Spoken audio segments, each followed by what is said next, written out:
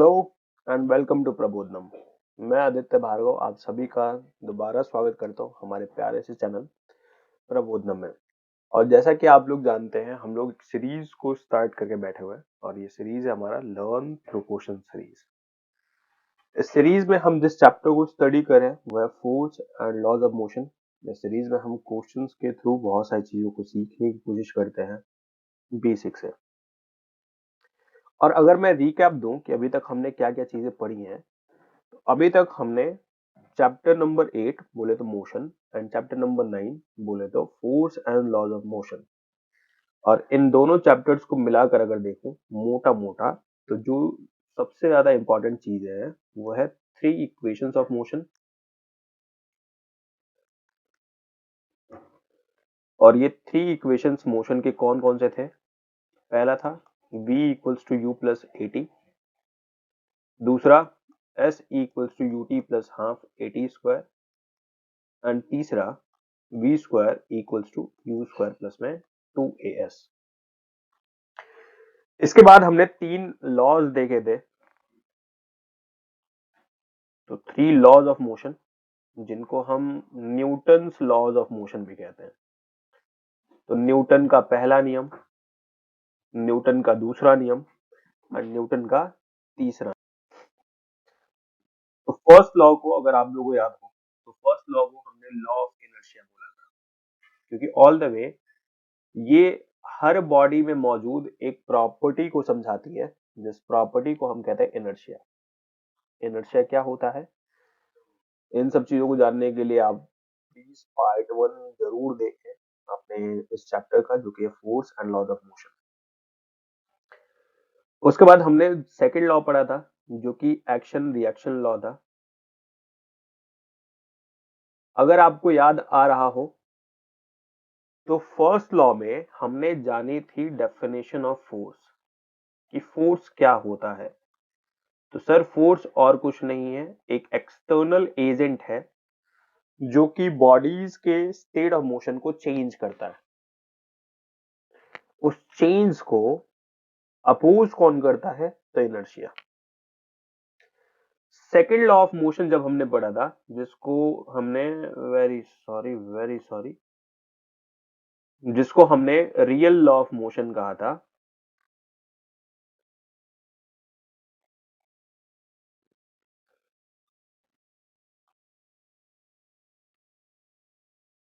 और ये हमें दे रहा था मैग्नीट्यूड ऑफ फोर्स को, कि अगर किसी बॉडी के ऊपर फोर्स लगा है जिसकी वजह से उस बॉडी का मोमेंटम और कह लो बॉडी का स्टेट ऑफ मोशन चेंज हुआ है, तो फोर्स का मैग्नीट्यूड कितना होगा, वो हमें रियल लॉ ऑफ मोशन, जो कि सेकंड लॉ ऑफ मोशन बताता था। उसके बाद हमने पढ़ा था थर्ड लॉ ऑफ मोशन, जिसको हम एक्शन रिएक्शन लॉ कहते थे। एंड एक्शन रिएक्शन लॉ ये कहता है कि अगर आप किसी बॉडी के ऊपर फोर्स लगाते हैं, तो बदले में वो बॉडी भी आपको आपके ऊपर फोर्स लगाएगी। हाँ, बस अंतर क्या रहेगा, मैग्नीट्यूड वाइज तो दोनों फोर्सेस सेम रहेंगी, बट अंतर रहेगा हमारे डायरेक्शन में। क्योंकि ऑफ कोर्स अगर आप बॉडी के ऊपर फोर्स लगा रहे हो, तो माइट भी आपका डायरेक्शन ऑफ फोर्स ये है, एंड बॉडी आपके ऊपर फोर्स लगा रही है, तो उसका डायरेक्शन ऑफ फोर्स जो है वो ये है। Every action has equal but opposite reaction, ये चीज कहता है आपका थर्ड लॉ ऑफ मोशन। और इन छह इंपॉर्टेंट बातों में हमने बहुत सारी इंपॉर्टेंट चीजें अगर हम बारीकी से देखें तो हमने एक नोटिस करा। एग्जाम्पल के तौर पे, अगर एक बॉडी यूनिफॉर्म मोशन में चल रही है, यूनिफॉर्म मोशन में चल रही है बाय डिफॉल्ट, आपको समझना है मैं बात कर रहा हूं यूनिफॉर्म वेलोसिटी की। अगर कोई बॉडी यूनिफॉर्म मोशन में चल रही है, तो ऑफ कोर्स उसके साथ क्या कहानी होगी, सर अगर एक बॉडी यूनिफॉर्म मोशन में चल रही है तो उसकी वेलोसिटी क्या रहेगी? कांस्टेंट रहेगी। एंड वेलोसिटी कांस्टेंट रहने का मतलब है कि एक्सेलरेशन जीरो के बराबर होगा, एक्सेलरेशन की वैल्यू जीरो रहेगी। अगर सर बॉडी यूनिफॉर्म वेलोसिटी से नहीं चल रही है, इट मींस कि बॉडी अगर एक्सेलरेट कर रही है, कहने का मतलब कि एक्सेलरेशन की वैल्यू 0 नहीं है, इट मीन जरूर बॉडी के ऊपर क्या लगा है, फोर्स लगा है, क्योंकि फोर्स की वजह से ही बॉडी की वेलोसिटी चेंज होती है। एंड बॉडी की वेलोसिटी चेंज होने का मतलब है कि बॉडी के स्टेट ऑफ मोशन में चेंज आना, बॉडी के स्टेट ऑफ मोशन में चेंज आना, यानी स्टेट ऑफ मोशन चेंज हुआ, स्टेट ऑफ मोशन चेंज हुआ तो वेलोसिटी में चेंज आएगा, वेलोसिटी में चेंज आने का मतलब है कि एक्सेलरेशन, एंड एक्सेलरेशन पॉसिबल हो पाएगा बिकॉज ऑफ फोर्स ओनली। तो ये काफी इंपॉर्टेंट सी चीज है जो कि हमने अभी तक सीखा हुआ है, इसको ध्यान रखना है। और इस चीज को पढ़ते हुए हमने इवन जब थर्ड लॉ ऑफ मोशन पढ़ा था जो कि एक्शन रिएक्शन लॉ था, इसकी वजह से एक और लॉ ऑफ नेचर हमने जाना था जिसको हमने कहा था law of conservation of momentum. और हमने जाना था कि कंजर्वेशन ऑफ मोमेंटम क्या कहता है, याद दिला दूं मैं। कंजर्वेशन ऑफ मोमेंटम वैलिडेट होता है for the system of bodies, यानी हो सकता है एक से ज्यादा बॉडीज हों तो उनके लिए ये law of conservation of momentum validated होता है। ओके, और इस पूरी डाटा को ध्यान में रखते हुए अब हम अगले क्वेश्चन को सॉल्व कर सकते हैं। तो हमारा अगला क्वेश्चन जो कि है an object of mass 1 kg, एक ऑब्जेक्ट है जिसका मास है 1 kg का, travelling in a straight line. आपको ये बातें जो है बहुत ध्यान रखना है कि भाई मास ऑफ द बॉडी क्या है, 1 kg है, ये ट्रैवल करिए एक स्ट्रेट लाइन में with a velocity of 10 metre per second, 10 metre per second से चल रही है, and collides with and sticks to a stationary wooden block of mass 5 kg। इसके सामने में कोई 5 kg का एक वुडन ब्लॉक रखा हुआ है, ये जो ऑब्जेक्ट है ये इस वुडन ब्लॉक से टकराती है और इसी के साथ चिपक जाती है। Then they both move off together in the same straight line, और उसके बाद ये दोनों की दोनों बॉडीज जो है वो एक साथ चिपक के एक साथ चलना शुरू कर देती है सेम स्ट्रेट लाइन में। Calculate the total momentum just before the impact and just after the impact. आपको टोटल मोमेंटम कैलकुलेट करना है इस पूरे सिस्टम का before the impact and after the impact. Also calculate the velocity of the combined object, और आपको ये भी कैलकुलेट करना है कि ये पूरे कंबाइंड ऑब्जेक्ट का वेलोसिटी क्या होगा। सिनेरियो बना लेते हैं एक बारी। तो सिनेरियो क्या है कि ये है, मान लेते हैं वो ऑब्जेक्ट, मान लेते हैं ऐसा, जिसका मास क्या है सर, इसका मास है 1 kg का, एंड ये ऑब्जेक्ट जो है रीच करता है टू अ वुडन ब्लॉक जिसका मास है 5 kg।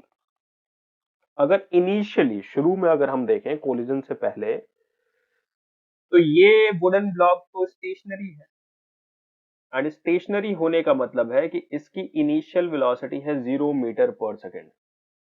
वहीं इस ऑब्जेक्ट की बात करें तो इसकी इनिशियल वेलोसिटी है 10 मीटर पर सेकेंड। ये बात तो आपको समझ में आ रही होगी कि दोनों बॉडीज की इनिशियल वेलोसिटी सेम नहीं है, और इसीलिए मैं इस ऑब्जेक्ट की वेलोसिटी को u1 लिख रहा हूं और इस वुडन ब्लॉक के ऑब्जेक्ट की वेलोसिटी को u2 लिख रहा हूं। शुरुआत में कहानी सही ही है, बाद में क्या होता है, बाद में होता यह है कि ये जो आपका वुडन ब्लॉक है इससे ये ऑब्जेक्ट कोलाइड करता है एंड ये फाइनली इसी के साथ चिपक जाता है। आपको ये समझ में आ रहा होगा कि इस पूरे क्वेश्चन में दो बॉडीज का एक सिस्टम है, और वो दो बॉडीज कौन कौन सी हैं, एक है वुडन ब्लॉक एंड दूसरा है वो ऑब्जेक्ट इनिशियली जिसके पास कुछ वेलोसिटी थी। एंड फाइनली थर्ड सिनेरियो क्या होता है कि थर्ड सिनेरियो ये है कि ये दोनों के दोनों ऑब्जेक्ट प्लस वुडन ब्लॉक का जो सिस्टम है ये एक साथ मूव करते हैं विद सर्टेन वेलोसिटी v। मुझे नहीं पता कि ये फाइनल वेलोसिटी इन दोनों का एक साथ का क्या है। हाँ, मुझे ये पता है कि कोलिजन के दौरान कुछ ऐसी सिनेरियो बन रही थी।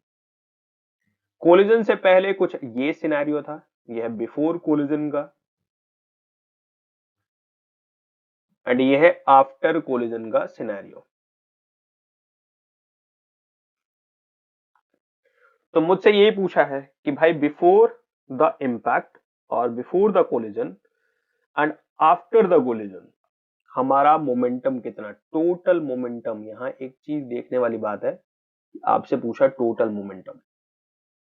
इसका मतलब ये कि momentum of any one body नहीं पूछ रहा है, आपसे पूछ रहा है total momentum of the whole system. इसका मतलब ये कि पहले मुझे बॉडी वन, जो बॉडी ऑब्जेक्ट है, उसका मोमेंटम पता करना पड़ेगा, फिर वुडन ब्लॉक है उसका मोमेंटम पता करना पड़ेगा, एंड दोनों को ऐड कर दो तो मुझे टोटल मोमेंटम पता चल जाएगा बिफोर कोलिजन। फाइंड आउट करते हैं सर, आसान तो है। तो अगर मैं इनिशियल मोमेंटम को फाइंड आउट करूं ऑफ द सिस्टम,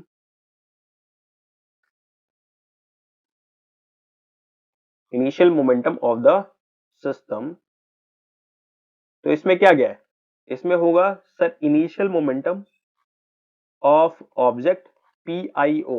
इसका मतलब है initial momentum of object plus initial momentum of wooden block. वो W stands for wooden block, O stands for object। तो सर अगर हम बात करें ऑब्जेक्ट के लिए इनिशियल मोमेंटम, तो अपने को चाहिए mass of object multiplied by initial velocity of object. Mass into velocity हमें क्या दे देगा, मोमेंटम दे देगा, plus mass of wooden block multiplied by initial velocity of wooden block हमें दे देगा initial momentum of the wooden block. All the way ये चारों चीजें दे रखी हैं। ऑफ कोर्स यहां पे मैंने 1 के बदले O लिख लेते हैं एंड 2 के बदले W लिख लेते हैं। ऑफ कोर्स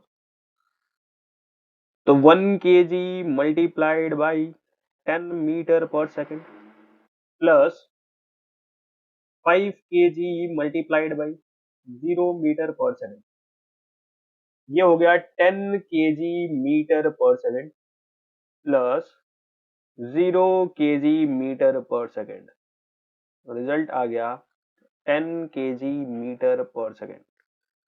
तो ये है टोटल इनिशियल मोमेंटम। सर हमको सिर्फ टोटल इनिशियल मोमेंटम नहीं कैलकुलेट करना, हमको इवन ये भी बताना है कि final momentum of the system क्या है। ये कैसे बताएंगे, ये तो हमें ऑलरेडी पता है 10 है। कैसे पता सर, तो by law of conservation of momentum. अगर आपको ध्यान आ रहा हो तो law of conservation of momentum क्या कहता था कि टोटल इनिशियल मोमेंटम बराबर हो जाएगा टोटल फाइनल मोमेंटम के। तो total initial momentum of the system, एक बॉडी का नहीं please, total initial momentum of the system बराबर होगा total final momentum of the system के।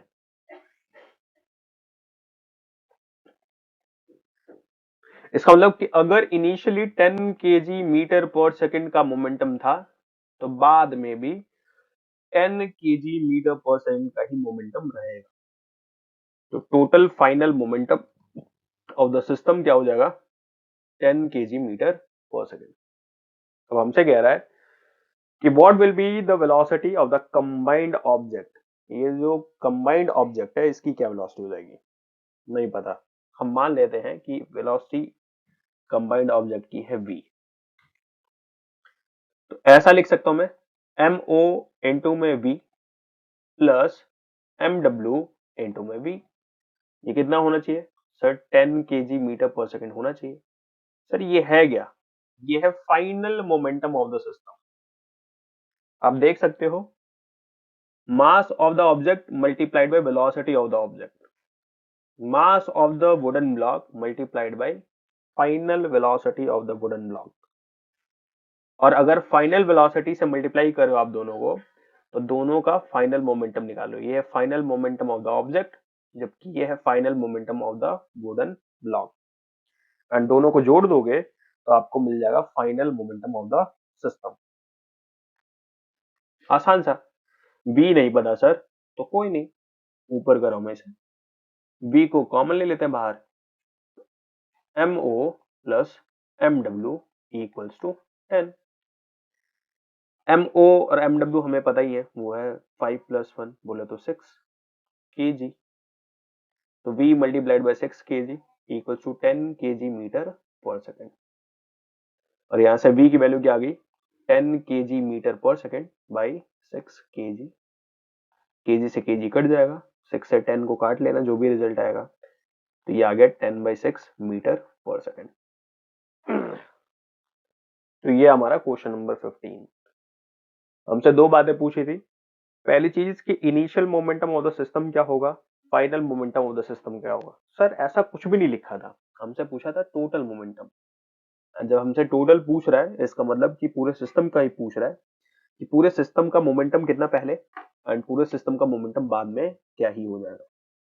और इस तरीके से हमने पहले इनिशियल मोमेंटम निकाला, क्योंकि law of conservation of momentum कहता था कि भाई टोटल मोमेंटम हमेशा कंजर्व्ड रहेगा, और अगर ऐसा है तो ऑफ कोर्स जितना इनिशियल मोमेंटम उतना ही फाइनल मोमेंटम। हमने कहा कि भाई शुरू में 10 है, बाद में भी 10 ही रहेगा, और फाइनल मोमेंटम से हमने कैलकुलेट कर लिया velocity of the combined object. I hope आपको ये सारा का सारा क्वेश्चन जो है आसान लग रहा होगा। बस ये 3 फ्रेम आपको हमेशा दिमाग में बना के रखने हैं, और वो 3 फ्रेम कौन से हैं, ये हैं आपके 3 फ्रेम। पहला बिफोर कोलिजन का,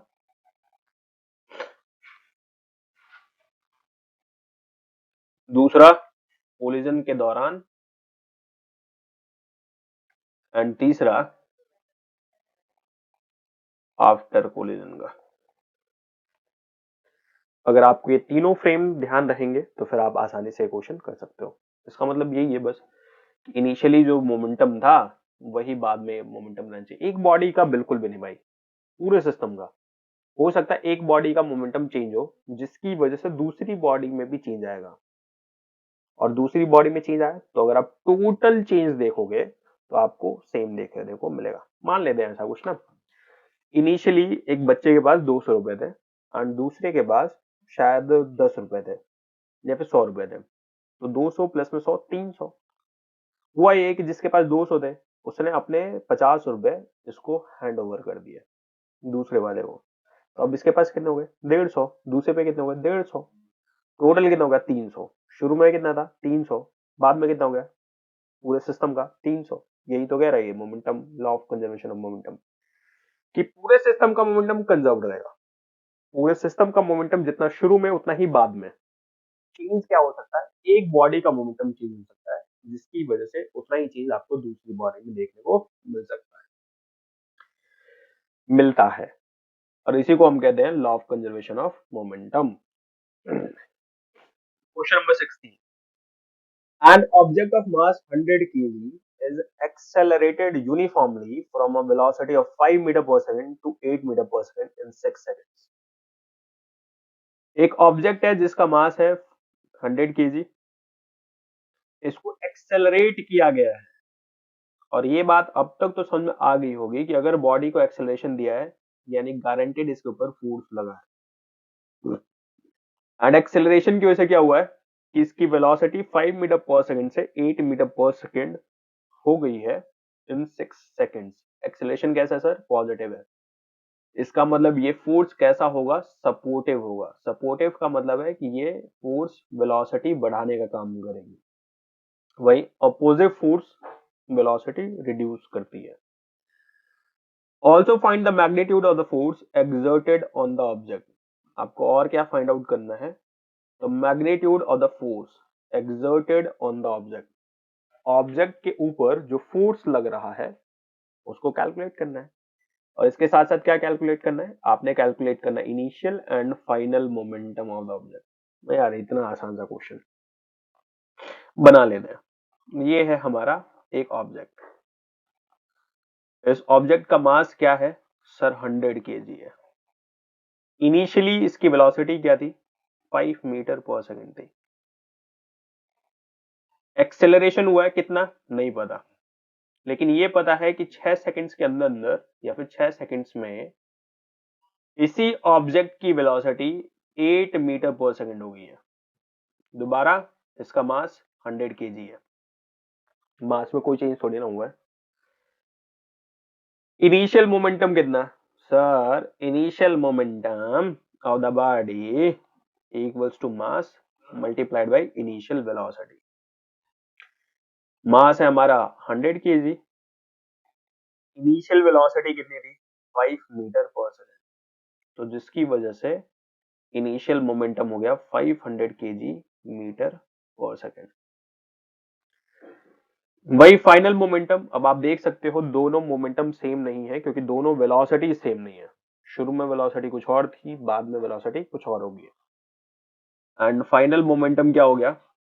तो मास इनटू में फाइनल वेलोसिटी, तो 100 KG multiplied by 8 metre per second equals to 800 KG metre per second. आपने फाइनल मोमेंटम की भी मैग्नीट्यूड को कैलकुलेट कर लिया एंड इनिशियल मोमेंटम के मैग्नीट्यूड को भी कैलकुलेट कर लिया। इसके साथ साथ आपसे ये भी कह रहा है कि इसके ऊपर फोर्स कितना लगा है। फोर्स, सर इस बॉडी के ऊपर फोर्स लग रहा है, ऑफ कोर्स फोर्स लग रहा है, तभी इसकी वेलोसिटी में चेंज आ रहा है। हो सकता है कि आपको फोर्स दिखाया जा रहा हो सकता है ना दिखाया जा रहा हो, बट ऑफ कोर्स अगर चेंज आ रहा है इसकी वेलोसिटी में, बोले तो स्टेट ऑफ मोशन अगर चेंज हो रहा है, तो जरूर उसके ऊपर फोर्स लगा होगा, क्योंकि यहाँ पे बॉडी की वेलोसिटी एक नहीं दिखाई दे रही है, बॉडी की वेलोसिटी चेंज होती हुई दिखाई दे रही है। इसका मतलब कि स्टेट ऑफ मोशन चेंज हो रहा है, और अगर स्टेट ऑफ मोशन चेंज हो रहा है तो फिर बॉडी के ऊपर फोर्स लगा ही लगा है, फोर्स लगा है। तो फोर्स कितना, ये चीज हमें बताता है सेकंड लॉ ऑफ मोशन। क्या कहता था? Force, force equals to rate of change in momentum of the body. ये तो कहता था हमारा सेकंड लॉ ऑफ मोशन, कि force applied on a body, एक बॉडी पे लगा हुआ फोर्स बराबर होता है rate of change in momentum of the body के। सर बराबर नहीं, प्रोपोर्शनल होता था। हाँ, प्रोपोर्शनैलिटी के बदले हमने जब कांस्टेंट लगाया था तो उसकी वैल्यू 1 आ गई थी, तो force and rate of change in momentum बराबर हो गए। और इसको कैसे कैलकुलेट कर सकते हैं सर? सर इसको कैलकुलेट करेंगे m v minus m u divided by t. ऐसा कैसे? ये हमारा final momentum of the body, ये है initial momentum of the body, minus किया तो मुझे पता चला change in momentum of the body. जब टाइम से डिवाइड कर दिया तो मुझे पता चल गया rate of change in momentum of the body. तो final momentum mass multiplied by velocity, जो कि हम ऑलरेडी कैलकुलेट कर चुके हैं 800 KG metre per second minus 500 KG metre per second divided by 6 seconds, क्योंकि ऑल द वे ये पूरा चेंज 6 सेकंड में आया। फोर्स कहता है कि पर सेकंड कितना चेंज आया, तो 300 KG metre per second divided by 6 seconds काटा हमने, तो पर सेकंड जो चेंज दिखाई दे रहा है वो है 50 KG metre per second square का। यही है हमारा फोर्स, यानी बॉडी के ऊपर जो फोर्स लग रहा है वो है 50 KG metre per second square का। हो सकता है बहुत बार बच्चे पूछ रहे थे, सर फोर्स की यूनिट तो हमने न्यूटन पढ़ी थी, आप तो KG metre per second square बता रहे हो। अगर याद दिला दो तो KG metre per second square को ही हमने न्यूटन बोला था। तो फोर्स इक्वल्स टू 50 न्यूटन। इस बॉडी के ऊपर फोर्स कितना लग रहा है? तो 50 न्यूटन का फोर्स लग रहा है। ओके, तो initial momentum 500 KG metre per second, final momentum 800 KG metre per second, minus किया, चेंज पता चला, टाइम से डिवाइड करा तो रेट ऑफ चेंज पता चला, rate of change in momentum पता चला, और यही हमारा फोर्स। आप इसको एक और तरीके से कर सकते थे, कंफ्यूज होने वाली बात नहीं है। Force equals to M V minus में एम यू बाई टी। बहुत सारे लोग क्या करते हैं कि पहले एक्सेलरेशन कैलकुलेट कर लेते पहले ही। ऑल द वे एक्सेलरेशन इसी तरीके से तो सॉल्व करोगे आप। एक्सेलरेशन फाइंड आउट करोगे तो यही तो फॉर्मूला लगाओगे v minus you by T. ये ऑलरेडी हमने इस वाले फॉर्मूले में यूज करा हुआ है ये बात। तो मास इनटू एक्सेलरेशन फॉर्मूला लगाने के लिए पहले एक्सेलरेशन फाइंड आउट करते हैं, उसके बाद फोर्स निकालते हैं। तो हमने क्या किया, हमने भी तो एक्सेलरेशन निकाला ही है, बट डायरेक्टली शो नहीं करा हमने कि एक्सेलरेशन निकाला है, क्योंकि हमारे फॉर्मूले में ही एक्सेलरेशन इनबिल्ट था वहां पे। ये रहा हमारा क्वेश्चन नंबर 16। आई होप आसान सा क्वेश्चन है, समझ में आ गया। क्वेश्चन नंबर 17, ये इंटरेस्टिंग सा क्वेश्चन है और मैं चाहता हूँ कि इसको आप लोग सॉल्व करो, क्योंकि ऑल द वे इतना लंबा चौड़ा स्टेटमेंट आप लोग पढ़ो। 3 सिचुएशंस हैं एंड आपको चेक करना है कौन सही है कौन गलत है। आप एक बार चेक करो एंड मुझे पता है आप लोग जवाब सही दोगे। Okay, question number 18, how much momentum will a dumbbell या फिर dumbbell of mass 10 kg transfer to the floor if it falls from a height of 80 centimeter। कह रहा है क्या होगा, आप लोगों ने शायद डंबल देखा ही होगा ना, जो जिम जाते हैं उन्होंने इस तरीके का कोई ना कोई डंबल देखा ही होगा। तो कह रहा है कि अगर एक डंबल 80 सेंटीमीटर की हाइट से गिर जाए, 80 सेंटीमीटर बोलने का मतलब सर 0.8 मीटर। तो अगर 80 सेंटीमीटर की हाइट से गिर जाए तो ग्राउंड को या फिर फ्लोर को कितना मोमेंटम ट्रांसफर करेगा। चलो ओके, ध्यान से सुनना इस सिनेरियो को। मान लेते हैं कि एक बच्चा है जिसके पास 200 रुपए पड़े हुए हैं एंड वो ट्रांजैक्शन करता है किसी के साथ, और ट्रांजैक्शन के दौरान के बाद हम देखते हैं कि इस बच्चे के पास सिर्फ 50 रुपए बचे हुए हैं। तो इस बच्चे ने कितने रुपए दिए हैं इस पर्सन ए को। सर पहले कितना था 200, ट्रांजैक्शन के बाद कितना है 50, बचा 150, यानी 150 रुपए दिए हैं। क्या बताना चाह रहे हो सर, इसका मतलब ये कि डंबल के पास इनिशियली कितना मोमेंटम था एंड टकराने के बाद कितना मोमेंटम हो जाएगा। अगर मुझे ये पता चल जाए तो मैं चेंज निकालूंगा और उसी चेंज से पता लगाऊंगा कि डंबल ने कितना मोमेंटम ट्रांसफर करा है फ्लोर को। कुछ बातों को थोड़ा सा ध्यान से सुनना है और कुछ अजम्पशंस हैं जिनको ध्यान से। पहली चीज, इनिशियली अगर हम देखें तो इसकी वेलोसिटी थी 0 मीटर पर सेकंड। मुझे इससे मतलब नहीं है, मुझे मतलब है टकराते वक्त से। जब ये फ्लोर से टकराया था तब क्या कहानी थी। ऑफ कोर्स सर, जब ये डंबल छूटा होगा या फिर गिरा होगा तो धीरे धीरे इसकी वेलोसिटी जो होगी वो इंक्रीज करती गई होगी एंड जब ये फ्लोर से टकराया होगा तो सर्टेन वेलोसिटी से टकराया होगा। तो मुझे ये पता करना है कि टकराते वक्त इसकी वेलोसिटी क्या थी। अभी मुझे पता चलेगा कि टकराते वक्त इसके पास मोमेंटम था कितना। तो टकराते वक्त सर वेलोसिटी कैसे कैलकुलेट करेंगे। अगर आप ध्यान से देखो तो इनिशियल वेलोसिटी आपको दे रखा है, आपको एस की वैल्यू दे रखी है कि कितनी डिस्प्लेसमेंट हुई है यहां से यहां तक आने के लिए, इस ग्राउंड पे आने के लिए, सरफेस पे आने के लिए। और साथ में आपको एक्सेलरेशन भी दे रखा है, वो है 10 मीटर पर सेकंड स्क्वायर, जो कि ऊपर बोला गया है 10 मीटर। ये एस की पावर -2 है, बच्चे बहुत सारे इसमें ही कंफ्यूज रहते हैं। एस की पावर -2 और कुछ नहीं है, एस की पावर 2 है बट नीचे में। कैसे सर, अरे मैथ्स का रूल, ए की power -m equals to 1 by a की पावर m। तो अगर पावर नेगेटिव है तो आप उसको रेसिप्रोकल फॉर्म में नीचे बोले तो डिनोमिनेटर में लिख सकते हो, और अगर डिनोमिनेटर में हुआ तो फिर आप उसको न्यूमरेटर में बोले तो रेसिप्रोकल फॉर्म में लिख सकते हो। तो आपको एक्सेलरेशन पता ही है, आपको इनिशियल वेलोसिटी दे रखी है, डिस्प्लेसमेंट दे रखी है, आपको निकालना है final velocity.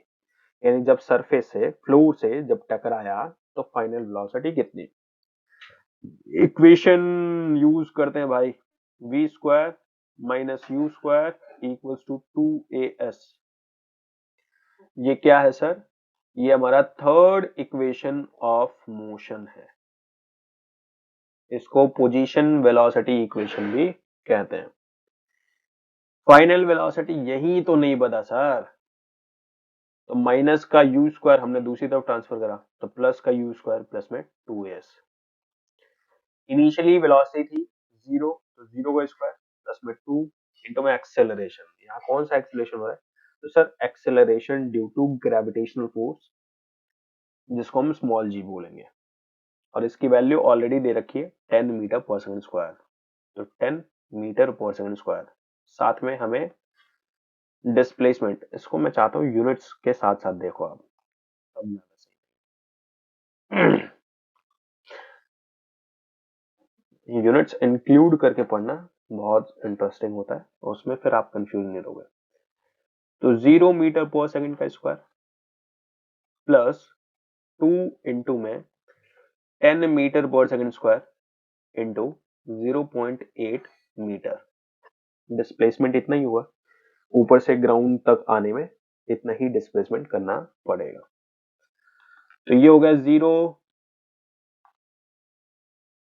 Metre square per second square plus, इसको मल्टीप्लाई करो भाई, 10 से 10 कट गया, 2 8 जा 16 मीटर स्क्वायर सेकंड स्क्वायर। अब ये सवाल मत पूछना कि सर ये मीटर स्क्वायर सेकंड स्क्वायर कैसे, मीटर को मीटर से मल्टीप्लाई करा मीटर स्क्वायर, नीचे सेकंड स्क्वायर ऑलरेडी है ही। तो 16 metre square plus metre square S square plus 0 metre square per second square, अगर आप जोड़ो तो क्या मिलेगा, 16 metre square per second square. ये हमारे v स्क्वायर की वैल्यू। तो v की वैल्यू कितनी होगी sir, under root of 16 metre square per second square, जिसकी वैल्यू हो जाएगी 4 मीटर पर सेकंड। भाई यूनिट्स पे भी तो रूट लगेगा, इसीलिए हो गया 4 metre per second.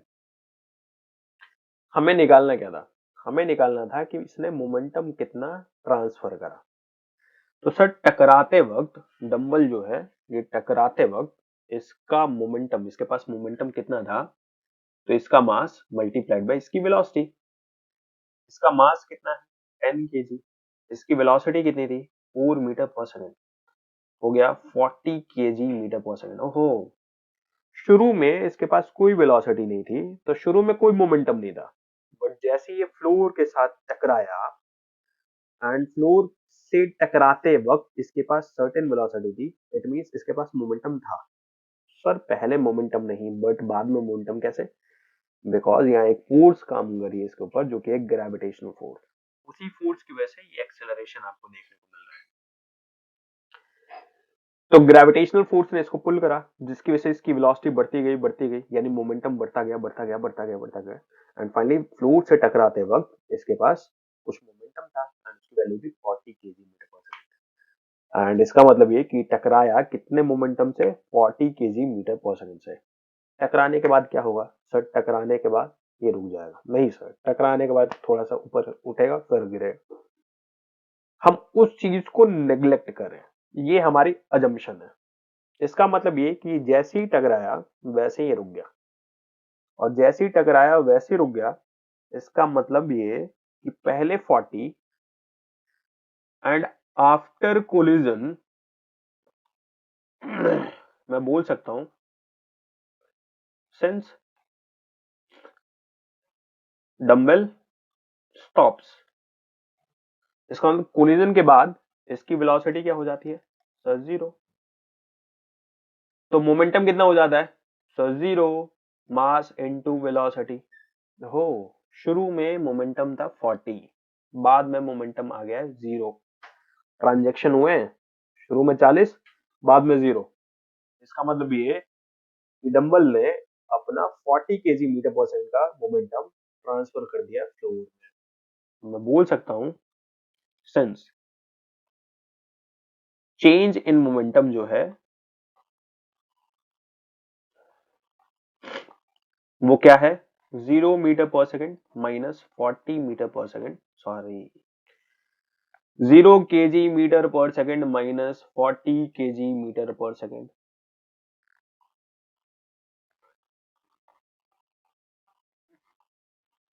Equals to minus 40 KG metre per second. Sir पहले जीरो भी लिया आपने, फाइनल फाइनल मोमेंटम जीरो है एंड इनिशियली 40 था, टकराने से पहले 40, टकराने के बाद जीरो, और इसी की वजह से इसने अपनी 40 केजी मीटर पर सेकंड की मोमेंटम जो है वो माइनस कर लिया, मतलब डिक्रीज कर लिया। और अगर इसने इतना मोमेंटम डिक्रीज करा है तो इंक्रीज किसका करा है, फ्लोर के साथ, क्योंकि टकराया फ्लोर के साथ है तो फ्लोर प्लस डंबल एक सिस्टम हो गए। तो अगर एक का मोमेंटम डिक्रीज हुआ है तो ऑफकोर्स उतने ही अमाउंट से दूसरे का इंक्रीज हो जाएगा। तो इसने कितना ट्रांसफर करा है, तो मैं बोल सकता हूं देयरफॉर मोमेंटम ट्रांसफर्ड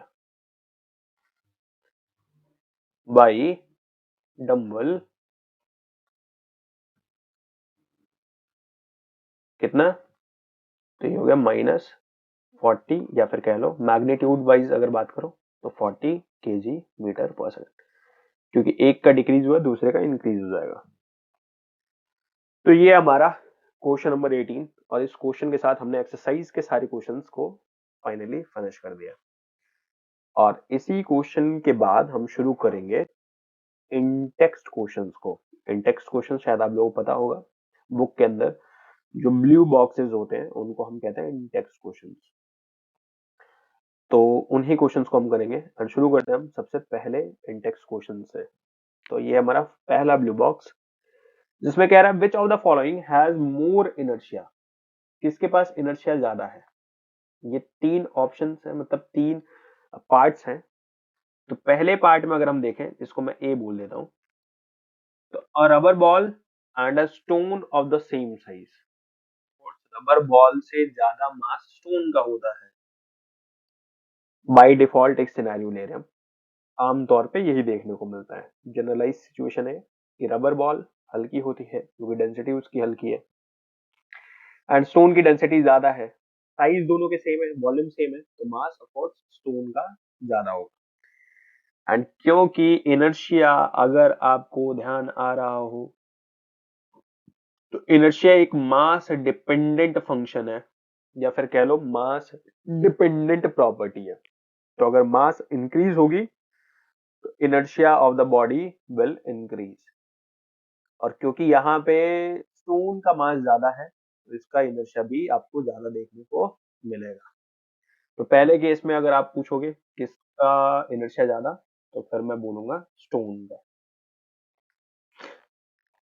तो पहले केस में स्टोन, दूसरे केस में अ bicycle and a train. Sir of course train, क्यों, क्योंकि सर ट्रेन का मास ज्यादा, इसीलिए इसका इनर्शिया ज्यादा। अ 5 rupee coin and a 1 rupee coin.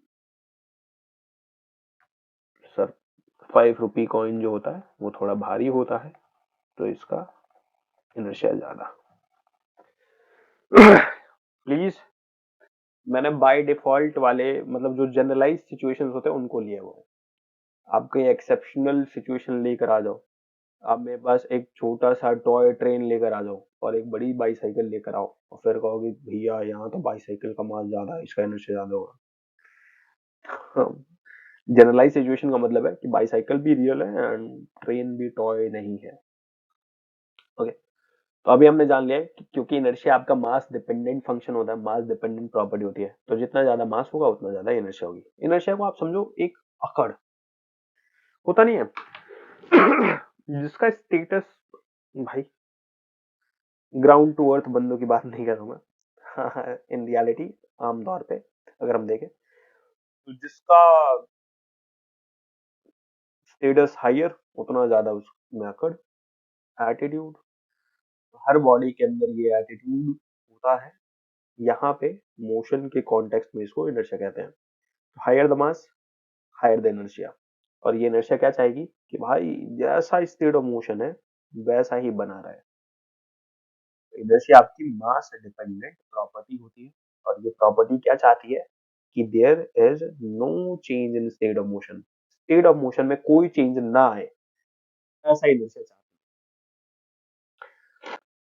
अगली चीज, in the following example try to identify the number of times the velocity of the ball changes.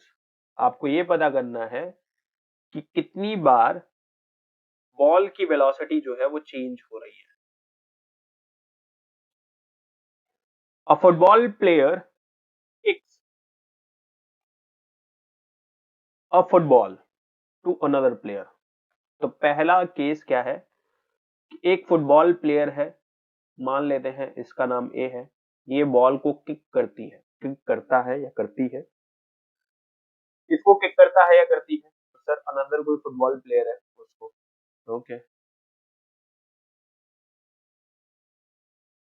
तो अगर फुटबॉल प्लेयर ने इसको किक करा है तो इसने फोर्स अप्लाई अप्लाई करा है, और अगर फोर्स अप्लाई करा है तो इसका मतलब सर, फोर्स अप्लाई करने का मतलब है कि बॉडी का स्टेट ऑफ मोशन चेंज करना, and state of motion change करने का मतलब है कि there will be some change in velocity, यानी सर यहां पे वेलोसिटी में चेंज आया। अगली चीज, to another player of his team who kicks the ball towards the goal, इसने भी इस बॉल को किक करा भाई,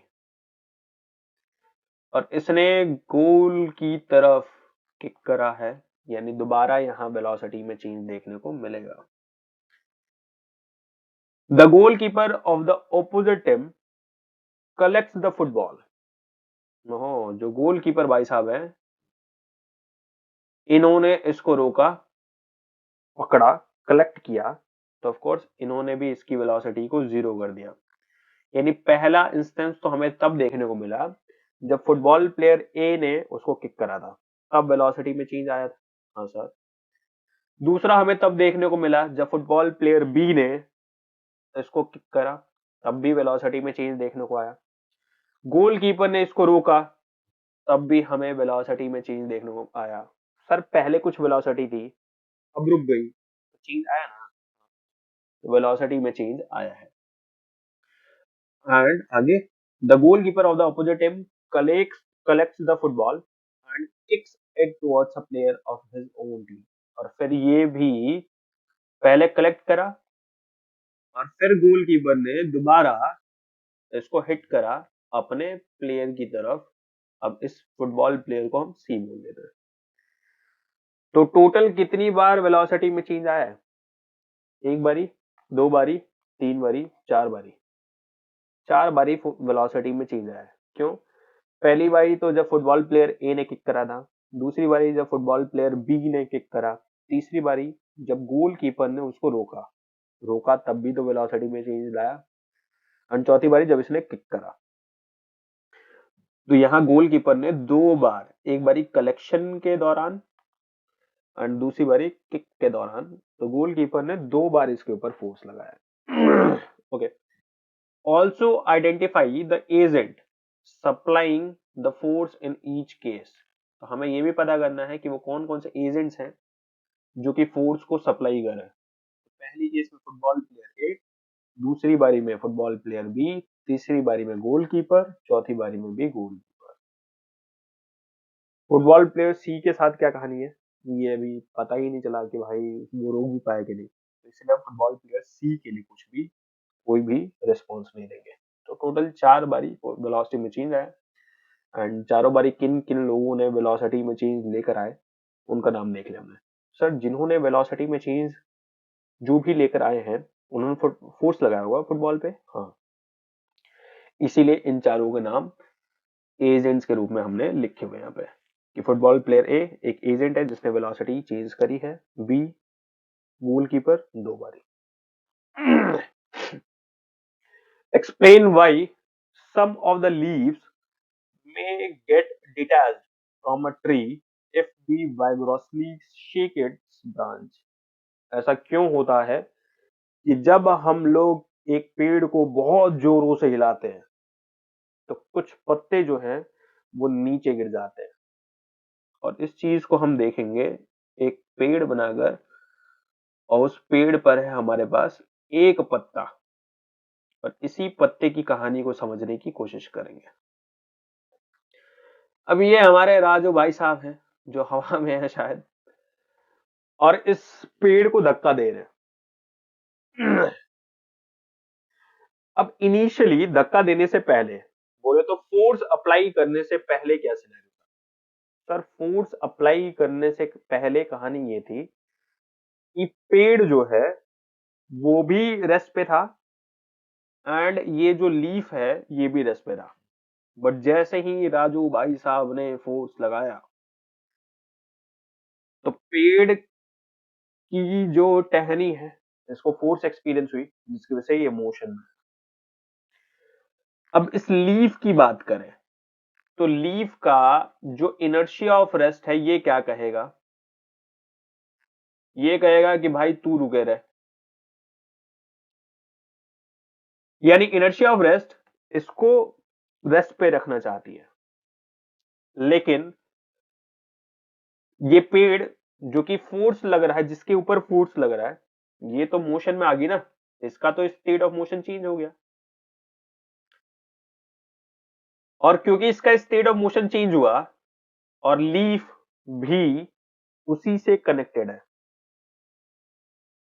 तो फोर्स जो अप्लाई हुआ है पेड़ के ऊपर, वो लीफ को भी झंझोर रहा है और लीफ के ऊपर भी फोर्स लगा रहा है। तो फोर्स इसको मोशन में लाना चाह रही है, इनर्शिया ऑफ रेस्ट उसको रोक के रखना चाह रही है। तो जब फोर्स फोर्स लगने की वजह से अब इसका क्या होगा? डिसबैलेंस होगा। तो अगर ये नोड वीकर है, ये नोड अगर वीकर है, तो फिर ये टूट जाएगा, क्योंकि इनर्शिया ऑफ रेस्ट चाहती है कि भाई तू रुकी रह, फोर्स चाहता है तो मूव कर। अब इन दोनों को पकड़ के रखा हुआ इस नोड ने, अगर ये नोड कमजोर हुई तो फिर ये टूट जाएगा, और टूटने की वजह से ये लीफ जो है ये नीचे की तरफ फॉल डाउन कर जाएगा। तो ये तो मैंने एक पत्ते के लिए समझाया, ऐसे बहुत सारे पत्ते जुड़े होंगे।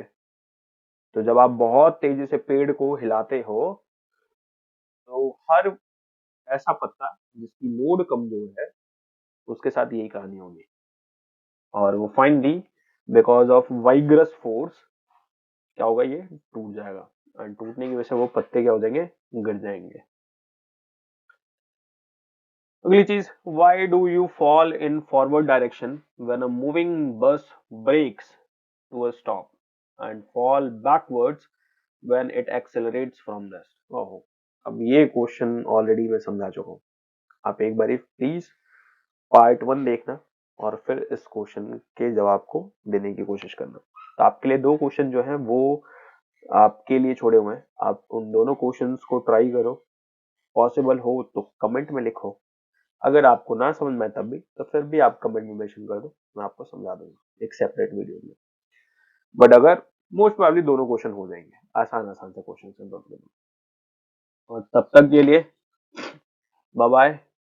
और प्लीज अगर पसंद आए तो अपने दोस्तों को, अपने फ्रेंड्स वगैरह सभी को शेयर करो भाई, कमेंट करो, सब्सक्राइब करो, लाइक करो, और अपना चैनल है ना भाई, तो इसको बढ़ाओ।